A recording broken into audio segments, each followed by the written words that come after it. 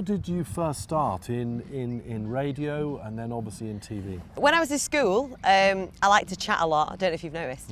And the teachers said to me, I remember one specific incident where they said, maybe if you studied as much as you talked, you'd actually get somewhere in life. And I remember thinking, I bet there's something in that, because there's got to be a career for me where I get to talk.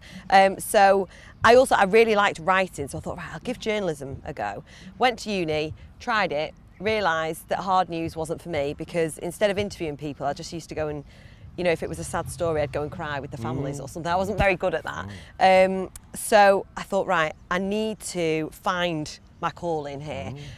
So I did some work experience at a local radio station. I went into Leighton Hospital Radio, the local radio station there, Mid Cheshire Radio, did some work experience at the local newspaper, and eventually I moved over to a station in Manchester called Key 103, did the traffic and travel there. I watched the presenters doing their thing and I thought, I want to be doing that. I don't want to be in here, I want to be doing that. Well, you see, I'm not as good as you, because I did hospital radio many years ago in the Royal Marsden in London, but I never went on to your wonderful Dizzy Heights. Well, I'm not. You probably could have done a far better job than me, Nick, let's be honest. So what's it like running your life around doing the breakfast show? That's tough, no? Well, the only tough part is a 4:30 alarm, which is a little bit grim. Ooh. But do you know what? I get to go on air every day and just have a laugh with one of my best mates. And how many people can say that they get to do that in their job? So it's a privilege. For me, I honestly feel so lucky that I get to do that. And you now got an amazing job doing TV as well. In fact, sports TV for Leeds United. So tell us a bit about that. That was a bit of an accident, really. I'm not sure who let that happen. But yeah, so I was contacted to go and do sort of a piece to camera to see if I was interested in doing Leeds United TV.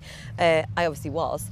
And I'll never forget on my first day there, because it's myself and a guy called Rich who we co-host. And he does a radio show in the afternoon, and he turned up late and they said, you're going to have to go on your own. And I remember saying, no, that can't happen. I've never done this before. And they said, yeah, we know, but you're going to have to do it anyway. And I was all there, I was ready to go, just like you and I are now, in front of a camera. And then at the very last minute, Rich walked through the door and saved the day. And I was like, you absolute hero.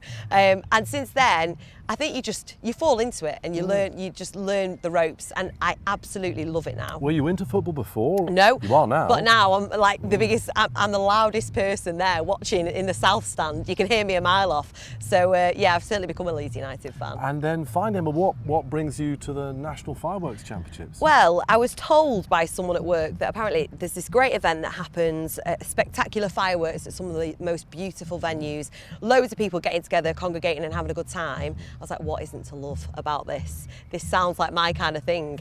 So I met up with the guys, we got on really, really well, and here I am. So thank you for having me. Well, we wish you the best of luck. It's a pleasure to have you, and it's going to be great seeing you develop the whole comparing for the show here at Stamford Hall. Thank you, Nick. But I think he should have my job.